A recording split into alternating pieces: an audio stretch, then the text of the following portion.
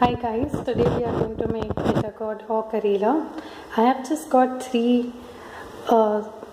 ounces of Karela, and essentially I just de-seeded them, cut them into thin slices and sprinkled some salt, and I'm just going to extract some juice out of it and drain that away so that it's less bitter.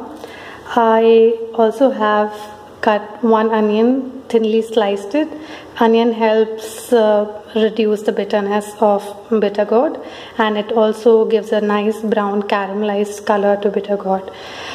We are not going to use much of any condiment or spices, so essentially this is going to be salt and chilies. So I have used 3 big chilies for this. Once I've drained the water, I'll start cooking the Karela. Now for cooking, I'm just going to use some cumin seeds to temper the Karela. Once they start to crackle, I'm going to add the Karela first and later the onions and chilies. Now while frying the Karela, ensure that you have squeezed out all the water that would have collected when you would have sprinkled some salt. And if you have a lot of bitter gourd or Karela to cook, maybe you can fry them in batches so that they remain crispy.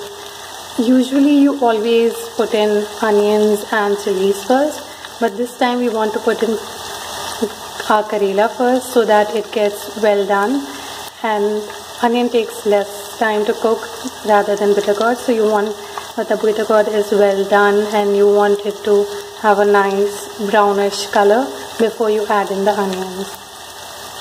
Frying the Karelas until they go ahead and turn brown like this.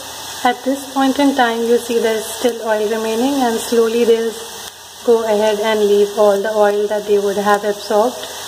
And now you can add the onions. Onions we are adding later because onions also have a tendency of leaking water, so that would not let Karela to turn crispy like it has now. So at this point in time, you can add onions to your Karela. With the onions and they turn transparent, you add green chilies as well.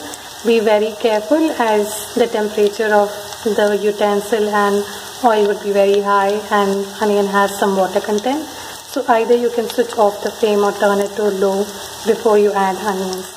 At this time, once onions turn transparent and live brownish, you are almost about to get done with Karela. You can add more salt or pepper or any chili powder in case you fall short of any seasoning, but I think this is just about right. Okay, so I'm done cooking my Karela, and this is how it's turned out.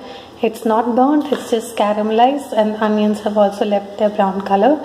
You can serve this with rice and dal or chapati. It tastes just amazing.